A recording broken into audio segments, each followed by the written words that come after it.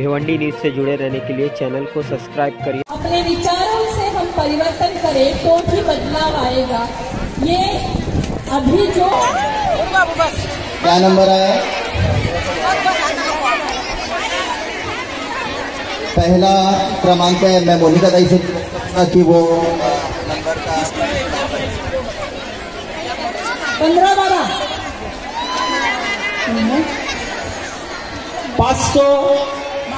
1512 के लिए पहला प्राइज।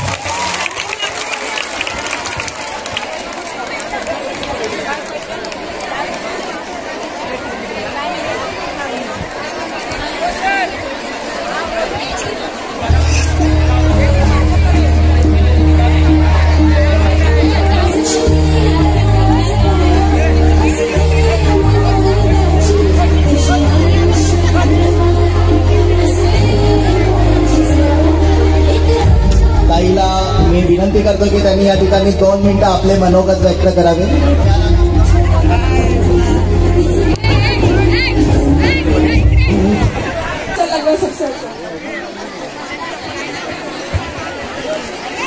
वॉशिंग मशीन, अरे वाह वाह, तालियां। दूसरा हमारा घर घंटी। जाके अपने बच्चे पढ़ेंगे तो नहीं डाला है। एकमात्र नीलेश जी भगवान सामरे साहब ऐसे हैं क्या वो सोचते हैं कि मेरे बहन के बच्चे पढ़ने चाहिए, आगे जाने चाहिए। वो खाली सोचते नहीं, बोलते नहीं, तो आगे काम भी करते हैं और उन्होंने करके दिखाए। आदमी बचना चाहिए, औरत बचनी चाहिए, इसे खाली 5 साल में आके भाषण नहीं ठोकते, तो उसके लिए काम कर रहे हैं। भिवंडी में हर गली में, हर मोहल्ले में, घर घर में जाके जिजाऊ का स्वयंसेवक कार्यकर्ता पूछता है कोई बीमारी होगी तो हमें बताओ। आज तक ऐसा हुआ है क्या? नहीं हुआ है ना। देखिए दीदियों कि आज तक 76 साल हुए स्वतंत्र मिले हुए, फिर भी 5 साल में जो राजकारणी स्टेज पर खड़ा रहता है वो क्या बोलता है? मैं लाइट दूंगा, मैं पानी दूंगा, मैं रास्ता दूंगा। इसके ऊपर कोई कुछ बोलता है? और आज तक ये मसले कभी छूटे हैं? हम लोगों ने कितने आंदोलन किए भिवंडी में टोरंटो के लिए, कुछ हुआ?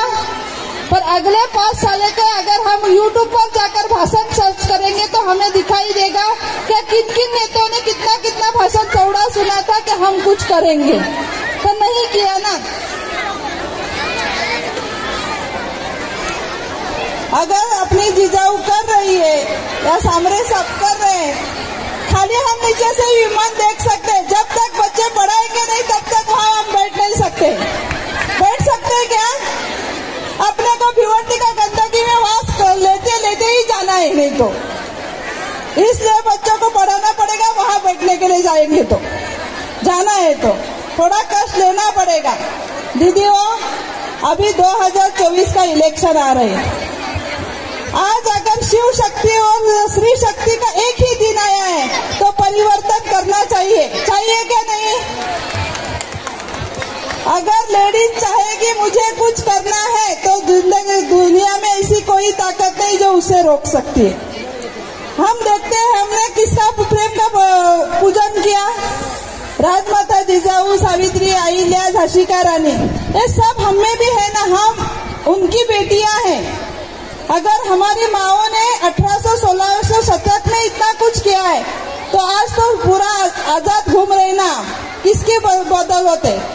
तो हमारे माओं ने किया है। तो आज भी अगर हमें अच्छा सोचना है कि हमारा बच्चों का फ्यूचर अच्छा हो, अगर हमें झड़पोली में इलाज करने के लिए नहीं जाना पड़ेगा, बच्चों को पढ़ाई करने के लिए झड़पोली में नहीं जाना पड़ेगा, हमें हमारे भिवंडी शहर में कुछ चाहिए, तो अभी आप लोगों को सोचना पड़ेगा कि नीलेश सामरे साहब जैसा अच्छा आदमी अपने को थोड़ा चुनना पड़ेगा। क्योंकि आज तक जो नहीं हुआ है वो सब करके दिखाए। नीलेश सामरे साहब ये नहीं कहते मैं ये करूंगा, मैं वो करूंगा, मुझे चुन के दो। वो बोलते मैंने ये किया है, मैंने मेरे सब दीदियों के बच्चों के लिए पूरा व्यासपीठ खड़ा किया है। कभी भी उनके गाड़ी के पीछे 10 गाड़ियां गुंडों की नहीं घूमती। वो कभी भी अपने बच्चों को ऐसा नहीं बोलते बैठ लो और जाओ बैट बॉल खेलो। बोलते हैं क्या? नहीं बोलते। हाथ में डंडा लो और मेरे गाड़ी के पीछे के गाड़ी में बैठ जाओ, नहीं बोलते। वो बोलते हैं कलम लो, पुस्तक लो, बुक्स लो और पढ़ो। वो ये बोलते हैं कि अपने माँ बाप को संभालो, ऐसा जिंदगी में कुछ भी काम मत करो कि अपने बाप का को भी शर्मिंदा होना पड़े। अगर ऐसा नेता अपने को चाहिए तो थोड़ी मेहनत हम बहनों को भी करनी पड़ेगी, क्योंकि हम उनकी बहनें हैं। कभी भी हो खाली मुझे और मेरी दीदी को नहीं बोलते कि हम उनकी बहनें हो, बोलते सब हमारी बहनें हैं। आपने देखा होगा कई दीदियां रक्षाबंधन में झड़पोली में आई थी राखी बांधने के लिए, कई दीदियां भाऊबीज के लिए आई थी। एक साथ इतना सारा रिश्ता हम आज तक निभाते आए हुए हैं। तो दीदियों, आज अपनी बारी है कि हमें कुछ अपने भाई के लिए करना चाहिए। और जिसकी भाई बहनें इतनी हैं तो जरूर कुछ अच्छा ही होगा। तो आप थोड़ा सोचो, क्या अगर हमें शिक्षण अच्छा चाहिए तो हमें अप्पा नीलेश जी सामरे साहब ही चाहिए। अगर हमें हेल्थ अच्छा चाहिए तो हमें सामरे साहब ही चाहिए। हमें महिला का कुछ सक्षमीकरण करना है तो हमें महिला सक्षमीकरण ही चाहिए। अगर हम सोचेंगे हमारी भिवंडी का कोई मसीहा हो कुछ कर सकता है तो इसलिए हमें अप्पा चाहिए, क्योंकि जिस भिवंडी में आप रहते हैं उस भिवंडी तालुके में मैं भी रहती हूँ। पर मैं कभी भी इतने साल में भिवंडी में नहीं आती क्योंकि मुझे बहुत गंदगी लगती है। पर अभी मैं जिजाऊ का काम करती हूँ तो गली मोहल्ले में घूमती हूँ तो मुझे बहुत शर्म नजर आती है कि कैसे सिटी में जीते लोग, हमारे लोग कैसी तरह से जीते। जहाँ जाएंगे वहाँ गंदगी है, जहाँ जाएंगे वहाँ बेकारी है, जहाँ जाएंगे वहाँ मतलब खाली लोग बैठे, कुछ भी काम नहीं है। बोलेंगे काम नहीं है तो क्या काम करेंगे? लूम में करते थे पहले, अभी लूम बंद है तो फिर कैसा वो क्या करेंगे फिर?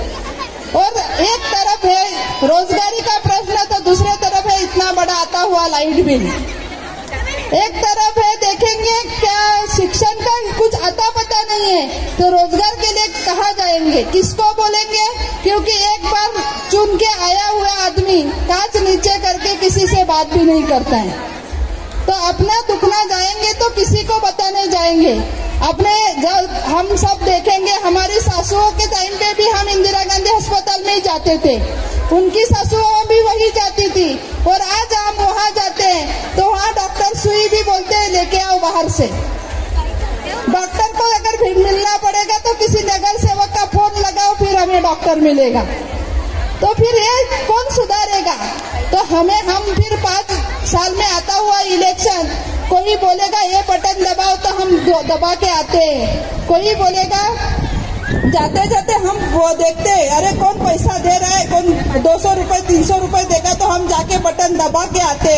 तो दीदियों थोड़ा सोचो कि हमें क्या करना चाहिए। अगर आज का इतना अच्छा दिन आया है तो कुछ लेके ही आया है कि हमने कुछ सोचना चाहिए। किसके लिए सोचना चाहिए? तो हम सब अपने लिए सोचना चाहिए, अपने घर के लिए सोचना चाहिए, अपने बच्चों के लिए सोचना चाहिए कि हमें क्या करना है। तो अगर जो आदमी खुद के कमाई से 80% कमाई अपने समाज के लिए देता है तो ऐसा आदमी अपने को कुर्सी पर बिठाना है। जो प्रॉपर्टी पर प्रॉपर्टी कमाएगा आदमी को ऐसा देखेगा भी नहीं, तो ऐसे आदमी को चुनकर हमें कुछ फायदा है क्या? और इतिहास गवाह है कि अगर परिवर्तन करना है तो लेडीज का पैर सबसे पहला रहता है। तो हम अगर अपने भिवंडी का अच्छा सोचते हैं तो अपने ही जिम्मेदारी अपने कंधे पर लेनी पड़ेगी, क्योंकि ये सब अपनी माएँ हैं जिनकी हमने पूजा की है कि प्रोग्राम से पहले पूजा की है। तो हम वो माओ की बेटी है। तो आज हमारा फर्ज पड़ता है कि हम बेटी होने का कुछ तो काम करें। आज आपको यहाँ हल्दी कुंकू के प्रोग्राम के लिए बुलाने का यही खाली मतलब ये था कि हम अभी हल्दी कुंकू के पीछे कोई भी मतलब आज जिजाऊ का हल्दी कुंकू लगाए तो आप सब सामरे साहब को जानते पहचानते, आपसे ज्यादा मतलब कई लोग आपके झड़पोली में देखा है, कई लोगों का ऑपरेशन हुआ है, कई लोगों के घर में जिजाऊ का बुक्स है। तो ताइयों दीदियों हमें अभी अच्छा विचार करना चाहिए और एक पैर आगे डालना चाहिए। इतना बोल के मैं रुकती हूँ। जय जिजाऊ। कार्यक्रमासाठी हल्दी कुंकू कार्यक्रमासाठी उपस्थित असलेल्या व्यासपीठावरील सर्वच आमच्या भगिनी, समोर बसलेल्या सर्व माय माऊलींना सर्वांना माझा नमस्कार। सर्वांना महाशिवरात्री आणि जागतिक महिला दिनाच्या खूप खूप शुभेच्छा। आजच्या दिवशी तुम्हाला काय देऊ असं विचार करत होतो. येताना आपल्या इथल्या एका दुःखद घटनेत जाऊन आलो. तर समाज कुठल्या दिशेने चाललेला आहे आणि त्या समाजाला आवरण्याची ताकद त्यानं तुमच्यामध्ये आहे. कारण आपण पाहतो एका किरकोळ भांडणामध्ये आपल्याच एका बांधवाचा मृत्युमुखी झाला. त्यांच्या शोकाकुल कुटुंबाकडे बसून आलो. तर याला मुख्य कारण आहे त्यानं शिक्षण किंवा आपण कोणालाही भरोसा ठेवून त्यांना आपण त्याच्या पाठीशी ठामपणे उभे राहतोय. मग ते लोक उन्माद होतात आणि उन्माद होऊन अशा प्रकारच्या समाजामध्ये घटना होत असतात. आजच्या महिला दिनी मी तुम्हाला इतकंच सांगू शकतो. आपल्या संस्थेचं एक चांगलं जसं भिवंडीचं आयजी मत नाही मी म्हणत, ठाण्या मुंबईच्या लीलावती बॉम्बे हॉस्पिटलसारखं सुसज्ज रुग्णालय तयार हो, परंतु ते इथल्या 60 किलोमीटरवरती लांब आहे. 55 ते 60 किलोमीटर लागतात. अनेक आमच्या भगिनी अनेक बांधव उपचारासाठी येतात. कालचीच घटना आहे की एक छोटी 4 वर्षाची बाळ ही आपल्याकडे आली आणि तिचं ऑपरेशन होऊन ती बरी झाली. ती भिवंडीतलीच होती. मी वारंवार सांगत असतो 90-91ला या भिवंडीमध्ये मी होतो. कामतगरलाही काही दिवस मी राहिलेलो आहे. परंतु तो काळ एक चांगला सुबत्तेचा होता. आर्थिक सुबत्ता होती. घरोघरी लोक आनंदाने गुण्यागोविंदाने राहत होते. परंतु गेल्या 30 वर्षामध्ये भिवंडीची परिस्थिती खूप काही बदललेली. त्यामुळे तुम्हाला मी इतकीच विनंती करतोय का ही परिस्थिती बदलण्याची ताकद तुमच्यामध्ये आहे. तुम्ही एक पाऊल पुढे चला, दुसरं पाऊल तुमच्या बरोबर जिजाऊ असेल. परंतु आपण आपल्या स्वतःच्या आरोग्याची काळजी घ्या, आपल्या कुटुंबाच्या आरोग्याची काळजी घ्या. त्याचबरोबर जो कोणी नडला, जे कोणती ताई आली नसेल, तिच्या उद्या आजाराचा अडचण असेल तर तुम्ही जिजाऊचा संपर्क करा, तुमच्याही कुटुंबाच्या करा. तुम्हाला वाचवण्याचं काम जिजाऊ करेल, दिदीला वाचवण्याचं काम करेल. अगदी पोटातल्या बाळापासून 90 वर्षाच्या आजीपर्यंत आजोबापर्यंत वाचवण्याचं काम आपली जिजाऊ करेल. परंतु तुम्ही सकारात्मक विचार घेऊन आजपासून कामाला लागा. त्याचबरोबर आपली जिजाऊ शिक्षणावर काम करते. त्यानं का गरिबी आली 1990-91ला इतकी समृद्धी असताना? त्याला मुख्य कारण आहे शिक्षण. आपल्याकडे शिक्षण व्यवस्था नाहीये किंवा शिक्षणाबाबत आपण गांभीर्याने पाहत नाही. त्यासाठी आपल्या जिजाऊच्या 8 CBSE शाळा आहेत. लवकरात लवकर भिवंडी शहराच्या आजूबाजूलाही 4 शाळा बांधण्याचा आपला प्लॅनिंग आहे का जेणेकरून आपल्या गरिबांच्या मुलांना, सर्वसामान्य माणसांच्या मुलांनाही ज्याप्रमाणे लोकप्रतिनिधी पूर्व भिवंडीच्या नातू उद्या शिंगाण्यासारख्या शाळेत जात असतील तर आपल्या मुलांना जागच्या जाग्यावर शिंगाण्यापेक्षा चांगल्या सक्षम शाळा उभ्या करण्याचा जिजाऊचा मानस आहे. आणि त्यासाठी तुम्ही मुलांना त्या शिक्षणाचं महत्व सांगा. आज अशी वेळ नाही राहिलेली का बाळा अंथरूण पाहून पा बसर. जेवढ्या तुमच्या मुलांचे पाय पसरायची शिक्षणाबाबत तयारी असेल तेवढा अंथरूण उपलब्ध करून देण्याच्या जिजाऊची जबाबदारी हे सांगण्यासाठी इथपर्यंत मी आलेलो आहे. आपल्याला आणखीन एक शब्द देतो. आजच्या म्हणजे पत्रकार महोदय ते रेकॉर्ड करून ठेवतीलच. तुम्हाला 100% शब्द देतो. आज जशा तुम्ही माझ्या पाठीचे अशा कायम तुम्ही पाठीशी राहा. तुमच्या आरोग्यासाठी भिवंडी येथे एक चांगलं रुग्णालय उभं करेल की त्या रुग्णालयामध्ये तुम्हाला एकही रुपया न देता अगदी सर्दी खोकल्यापासून कॅन्सरपर्यंत आपला कुठलाही रुग्ण असला तरी 100% त्याला बरं केलं जाईल. एवढं तुम्हाला मी शब्द देतोय आजच्या महिला दिनी आणि थांबतोय. त्याचबरोबर सांगतोय आपल्याला आज जसे हळदी कुंकासाठी एकत्रित आलात तसं कायमस्वरूपी समाजाच्या विकासासाठी आपल्याला आम्हाला एकत्रित राहायचंय. एकत्रित राहून समाजाचा उद्धार करायचा. आपल्याला आपलं कुटुंब सांभाळायचंय परंतु शेजाऱ्याचं कुटुंबही सांभाळायचंय. ज्या आई बापाला मूळ बाळ नाही त्यांनाही आपल्याला सांभाळायचं आणि ज्या मूळ बाळांना आई बाबा नाही त्यांनाही चांगलं शिक्षण देऊन चांगली आरोग्य व्यवस्था आपल्याला निर्माण करायची. आपण या धडपडीला कधीतरी बघा.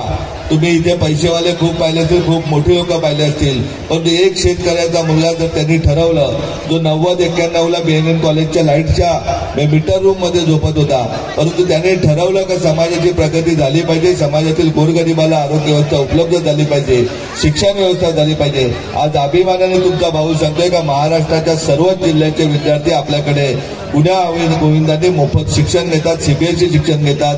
JEE नीटचे क्लासेस आपण इयत्ता 9वी पासून सुरू केले का आपल्याला आपली मुलं डॉक्टर झाली पाहिजेत, IITला गेली पाहिजे. त्या दृष्टीने शिक्षणाची व्यवस्था आहे. त्याचबरोबर आरोग्याबाबत म्हणायचं गेलं तर ठाणे पालघर जिल्ह्याच्या कानाकोपऱ्यातूनच नव्हे तर शहरातील मोठमोठ्या झोपडपट्ट्यातून किंवा चांगल्या घरातूनही रुग्ण आपल्याकडे झडपून येते उपचारासाठी येतात आणि आनंदाने बरे होऊन जातात. ही ताकद आहे चांगल्या कामामध्ये तयार हो. चांगलं काम करण्याचा आजपासून तुम्ही संकल्प करा आणि मी तुम्हाला दिलेले शब्द 100% एका वर्षामध्ये पूर्ण करेन एवढा विश्वास देतो आणि थांबतो. जय हिंद, जय महाराष्ट्र.